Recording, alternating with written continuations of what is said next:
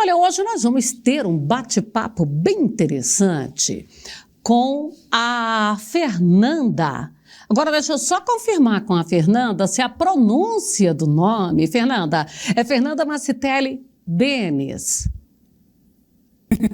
Então, tá correto? Tá. Tudo bem com você? Tudo bem. Muito obrigada pela possibilidade de vir falar de bem-estar animal aqui com vocês. Pois é, você já é professora universitária, você é também empresária, você tem um trabalho intenso sobre o bem-estar animal e você também ainda tem ali uns cuidados com o cimental, não é isso? Não, com cimental eu não trabalho. Certo. Nós somos produtores também, eu e meu marido. Temos uma empresa que trabalha com bem-estar animal também, junto com outros profissionais, e sou professora na UFMT, na veterinária. E quando a gente fala de bem-estar animal, a gente às vezes vê uns videozinhos que mostram os bichos ali nas piores condições. Sim. Isso hoje já foi superado e muito, né? Olha, para os animais de produção, isso vem melhorando bastante, mas muito mesmo. Ainda a gente encontra, né, situações em que os animais sofrem. Acho que isso acontece até com pet, né? Tem casas que não conseguem cuidar bem de um animal. Mas essa parte do bem-estar animal vem evoluindo bastante. As pessoas estão entendendo que bem-estar animal não é fazer carinho no animal. Porque às vezes as pessoas postam algumas coisas de bem-estar animal, fazendo carinho na vaca, abraçando o cachorro, e bem-estar animal não é bem isso, né? Bem-estar animal é o estado do corpo do animal. Então, que ambiente, que vida a gente está dando para esse animal para que o estado do corpo dele fique bem? Então, aí a gente tem que pensar em nutrição, saúde, conforto térmico, por exemplo, né? Comportamentos que eles possam expressar o comportamento natural daquela espécie. E, por último, os estados mentais, porque eles são, sim, capazes de sofrer, sentir dor, sentir medo, né? Então, nós temos que cuidar de tudo do ambiente para que a gente possa fornecer um bem-estar para os animais. A gente tem os animais em semi-confinamento ou ali em pastagem mesmo, e quando a gente fala em tecnologia, temos muita coisa ali que os produtores investiram ou algumas coisas que ficaram no meio do caminho, mas, por exemplo, é uma irrigação que ela não é para irrigar a pastagem, é uma pulverização móvel que é para os animais, e eles passam por ali se ele quiser. Então, Isso. é uma opção extra para o animal naquela climatização. Isso mesmo. O conforto térmico, eu acho que é um dos pontos muito preocupantes para o bem-estar dos animais aqui no Brasil, principalmente região de sudeste para cima, né, centro-oeste e tudo mais. Então, assim, tem alguns confinamentos e semi-confinamentos utilizando, sim, o confinamento usa essa aspersão, né, que é uma pulverização, uma chuveirada ali. Isso, que na verdade o tamanho da partícula da água é menor ainda do que a de pulverização, né, a aspersão.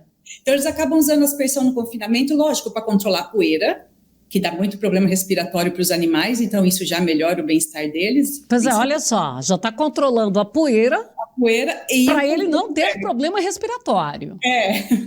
Porque em confinamento um dos problemas muito grandes é o problema respiratório, né, as pneumonias. Então, assim, a aspersão pode auxiliar tanto no conforto térmico como no controle da poeira, mas para controlar bem mesmo a temperatura para os animais é sombra, não adianta. Aí a gente tem colocado sombras artificiais nos confinamentos, bosques de sombras naturais, enquanto elas não crescem, a gente deixa artificial, né? Uhum. Para você ter uma ideia, tem até fazendas de cria que a gente usa sombrite, né? Essas sombras artificiais, essas telas, para melhorar, por exemplo, taxa de prenhez, reduzir a taxa de perda embrionária, porque assim que o corpo entra num estresse calórico, o que ele tem de energia é para manutenção dele.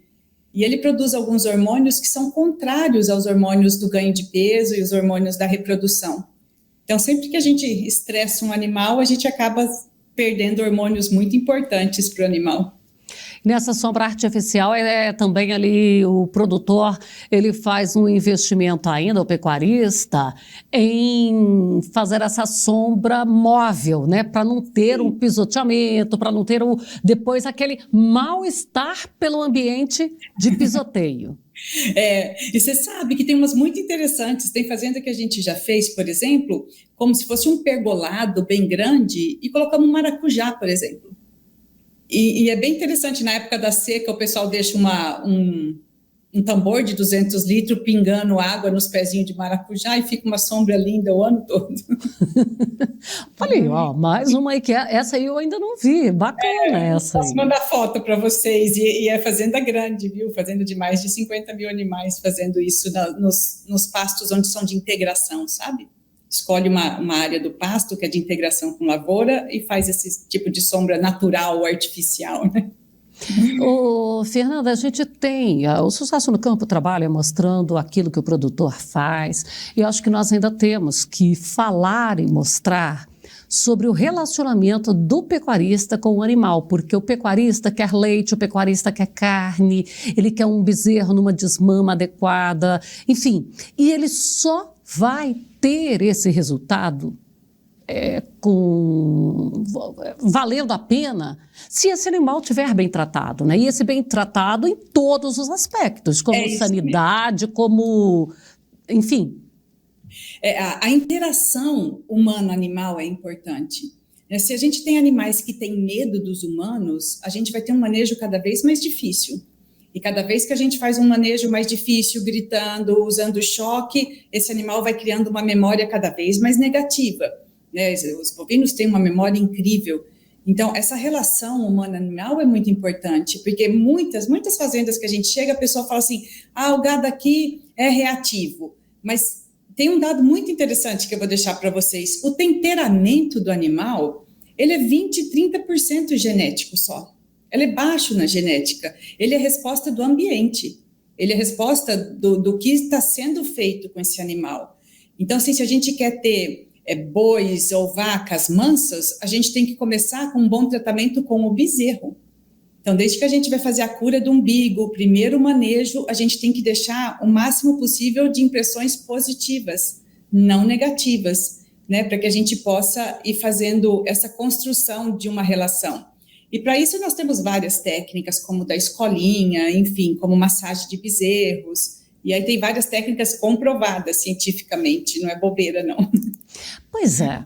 Aí, como você falou, que a gente tem que construir. Isso.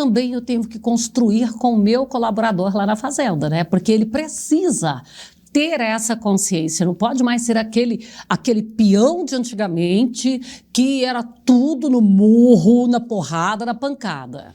É isso aí. Mas é que assim, na época que essas pessoas nasceram, os avós, os pais, não se tinha tanto conhecimento científico. Exato. Era mais passado um para o outro, como fazer, enfim. E não tinha essa preocupação com o bem-estar dos animais. Hoje, o Brasil, como o maior vendedor de carne, o maior produtor de carne, ele tem que se preocupar com a imagem que ele vende. Porque daqui a uns dias isso pode ser uma barreira não tributária. Ela já está começando a ser. Tem vários frigoríficos passando por auditorias de bem-estar animal. Então, essa construção precisa, sim, ser com treinamento, né? Treinamento da nossa equipe e trazendo a ciência de uma forma bem acessível para eles entenderem como que o animal pensa, como que ele enxerga, como que ele reage, enfim. Mas você sabe que depois que as pessoas entendem o porquê que ela tem que fazer tal coisa, é mais fácil do que a gente chegar lá e faz assim, faça tal coisa. E eles não entendem o porquê, acabam não fazendo, né? Mas se tem alguém lá para explicar, para treinar, muitos aprendem sim. Agora, alguns têm um pouco de resistência ainda. E isso vai sendo trabalhado, isso vai sendo modificado com o tempo, ele vai vendo que fica bem mais fácil, né? Oh, com certeza.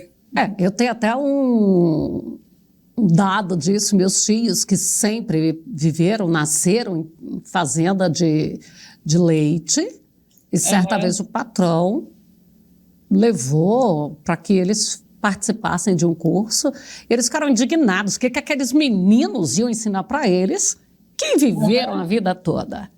Diz que saíram de lá, tipo assim, envergonhados do pensamento porque viram coisas maravilhosas para aplicar no dia a dia com muita tranquilidade. É isso mesmo, mas você sabe que eu tenho uma passagem muito engraçada, que nós tivemos um funcionário que eu ia sempre tentando melhorar o jeito dele manejar os animais, e ele falava assim para mim: ai, Fernanda, daqui um dia você quer que eu beijo as vacas. E aí eu falei assim para ele: não, meu objetivo é que um dia você queira beijar as vacas. Não vou te ouvir, não vou. Não é para fazer, mas que tenha vontade, sim. Tenha vontade de fazer.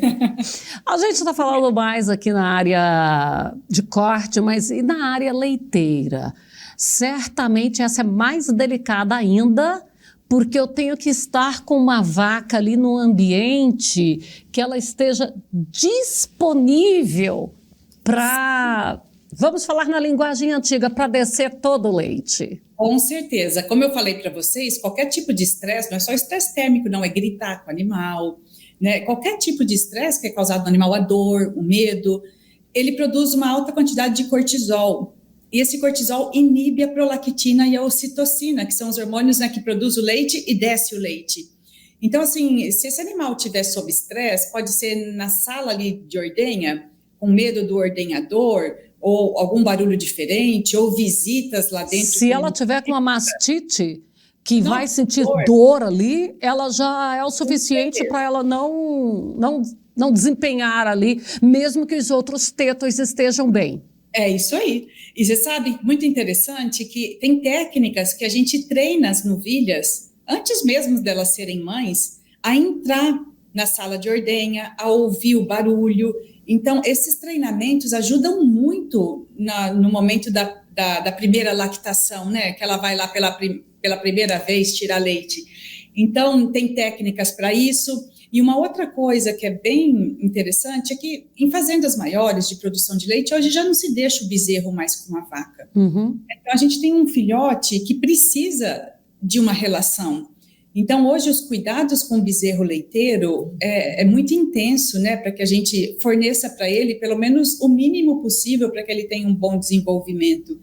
Então, por exemplo, dar leite em balde, já foi provado que é melhor que seja em balde com bico e numa altura que ele consiga colocar a cabeça como se estivesse mamando na mãe. Uhum. Se ele recebe uma escovação nesse momento, é mais importante ainda, porque é um comportamento que a mãe faz na hora que ele está mamando. Que a mãe está lambendo. Essa estimulação tátil, ela aumenta bastante a conexão entre os neurônios e melhora o sistema imunológico. Nós temos trabalhos no nosso grupo de trabalho que mostram uma redução absurda de fazer a escovação nos bezerros enquanto eles estão mamando, 1 minutinho só, redução imensa de diarreia, de pneumonia e de mortalidade.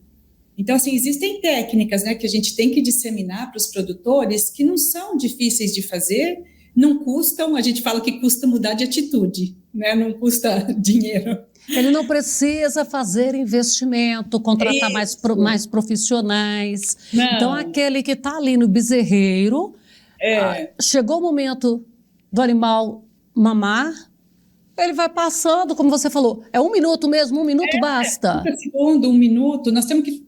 Ele tem que sentir o estímulo que naturalmente ele sentiria. Uhum. Né, para que ele se sinta bem, aí tem liberação de endorfina. E aí você pegou e falou, diminui diarreia e tal. Isso aí são hormônios que ele vai liberando no corpo, que vai criando defesas? Isso, todo mundo que se sente bem tem liberação de endorfina, e ela melhora muito o sistema imune do animal. Fora que ele vai criando uma memória, né, que estar com o homem ou o homem perto não é ruim, é algo bom. Então, esses bezerros que passam por esse sistema, depois eles são muito mansos, são novilhas muito fáceis de lidar, usam menos ocitocina exógena na hora, né, de ficar aplicando ocitocina na hora da lactação, enfim. Então, a gente vai construindo, né, um bom relacionamento com esses animais, ao mesmo tempo que a gente está dando para eles os requisitos necessários, né, que ele teria se tivessem com a mãe. Isso aí já é mais um um momento ali. Assim como também quando a vaca vem para a ordenha, ela ter um coçador, aquele movimento ali tranquilo. Você sabe que tem trabalhos que mostram que se coloca aspersão na sala de espera, na salinha lá que elas estão esperando, né, no curral de espera, se colocar sombra e uns aspersores, aumenta em 20% a produção de leite. Lógico, se a vaca tiver genética para isso, né? Uhum. Então, aumenta a produção de leite ali, só porque ela consegue reduzir 2 graus da temperatura da pele. Só para você ter uma ideia de como é importante, né? Ela está se sentindo bem antes de entrar para a ordenha. Os ventiladores continuam valendo? Continuam valendo, com certeza. Porque aquele ambiente também, de repente, pode ficar um ambiente, se tiver uma com alguma contaminação, contaminar a todos. Então, como que o produtor também deve fazer ali, o profissional, aquele trabalhador que está ali, para observar o comportamento desses animais e identificar se tem alguma com algum sintoma para ele separar para tratamento? E isso é muito importante, né? Uma pessoa que lida com animal, ela entender do comportamento daquela espécie que ela está trabalhando, né? Seja frango, suíno, bovinos, enfim, né?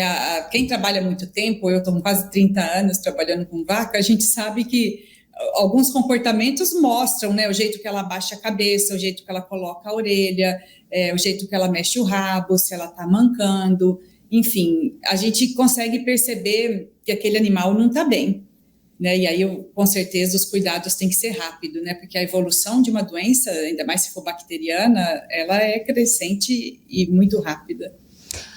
Fernanda, nosso tempo aqui está meio apertado. Ai, que pena. Mas eu gostaria de falar com você em outro momento, porque ainda tem muita coisa para a gente falar. Carrapatos, vermes, partos gemilares, enfim. Dificuldade de parto, colostragem, transporte de animal, que é muito importante, o jeito de embarcar, de transportar. Enfim. Nós temos muita coisa para falar ainda. Podemos fazer o compromisso em outro momento? Voltamos? Podemos, lógico que podemos. Então, olha, muito obrigada, um abraço para você e esteja sempre convidada, tá? Muito obrigada. Dê um abraço na outra Fernanda. Isso, um abraço para vocês também.